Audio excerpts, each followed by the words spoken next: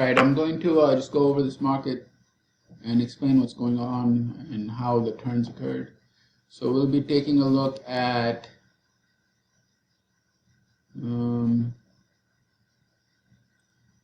this turning point, the turning point high. We're taking a look at, this was the spring. So we'll take a look at this high and then these turning points here. Alright, so up there, here, and here. So we'll go to the first turning point, which was the extreme high. So the market is going up, up, up, buying pressure, but you notice that there's some selling pressure over here. Oh boy. Yeah, there's a significant amount of pressure right there. And this is a pretty hard trade. Why? Because you're counter trending and trying to catch highs. When you try to catch highs and lows against trend at that moment, there's a chance for an upthrust or a spring, because it just happens all the time. When you counter trend, there's more of a chance of it doing a test of the high and or the low.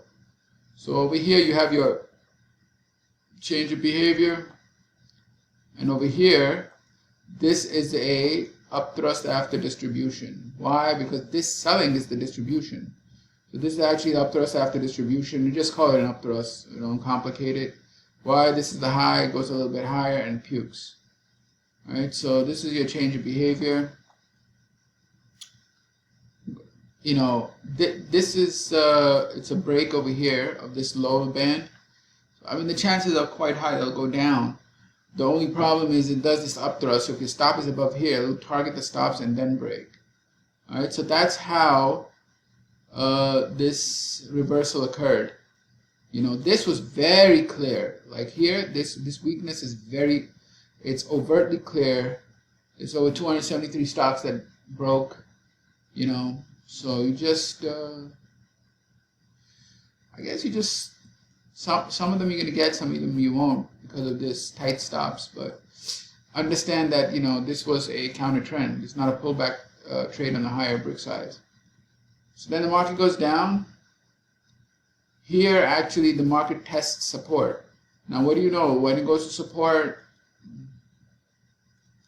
buying pressure, makes a higher high, buy the pullback, and get a very small move, very, very small move.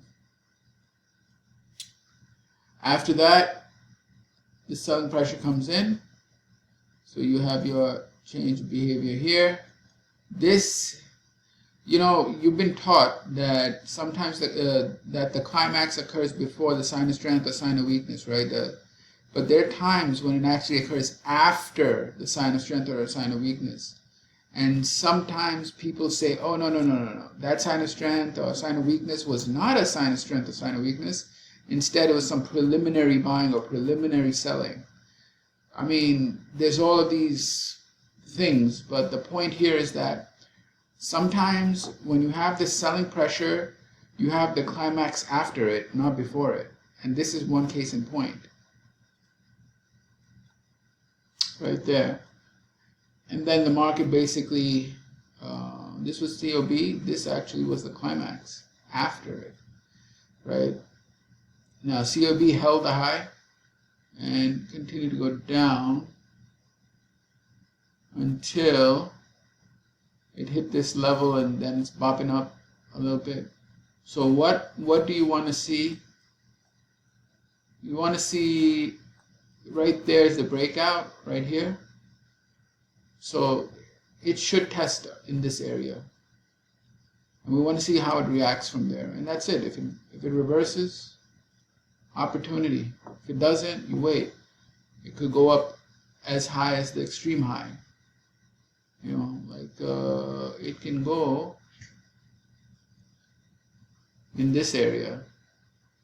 The chances are it's going to go in this area and react. So, you know.